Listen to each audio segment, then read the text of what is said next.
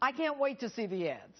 LeBron James with the slogan, Obamacare, it's a slam dunk. The Obama administration wants the NBA and other major sports to promote the health care law. Will teaming up with sports stars do anything to sway the American public?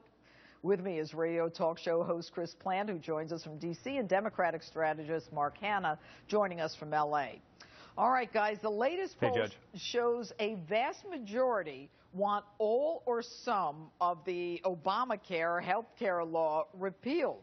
Do you think, and I'll start with you, Chris, that it's appropriate for the White House to spend money on a program that most people don't even like?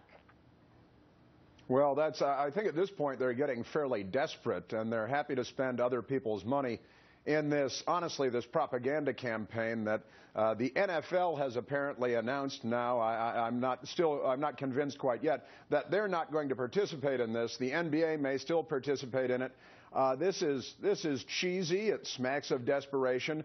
I'm concerned that it sets a very negative precedent. I think if President Bush had the NBA and the NFL out there pitching us on the invasion of Iraq, or, small government and limited spending, or pro-life or something like that, that liberals would be very upset with this. And the other element of this, Judge, is the California effort, where they're funding with our dollars again, nearly $40 million in California alone, to have school teachers essentially indoctrinate, brainwash children in the school system so that they will then be dispatched to their homes to convince their parents and their families that Obamacare is a great thing. Well, and this is crazy. Let's let Mark in on this. Mark, what Chris is talking about is that there is a grant that's being used to train kids in school about the health insurance, $37 million in grants. What do you think of that, Mark?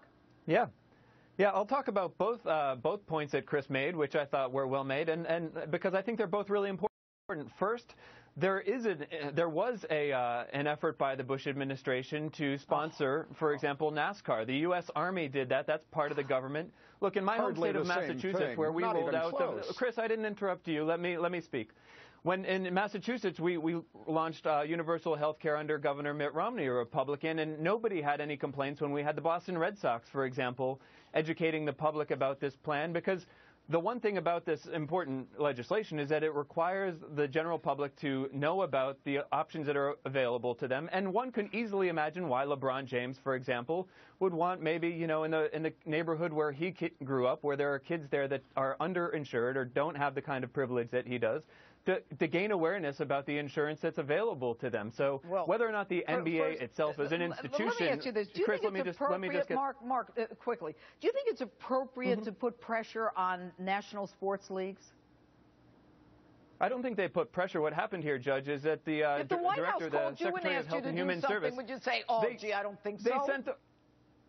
They sent a letter wanting to explore possible partnerships. Of course, they're not going to be, what's happening here is that the Republicans are bullying. What the Republican congressmen are doing is behind the scenes getting on the phone with these commissioners and telling them don't go for it because it's politics. But the fact is, the time for politics is over. This is the law of the land. And so if the NBA commissioner decides that he wants to promote the law of the land, then they should. And the point about LA schools is important. And Chris, before we wrap here, because I'm running out of time, do you think this is about smoothing the road for the 2014 elections with an unpopular law that they want to make more popular?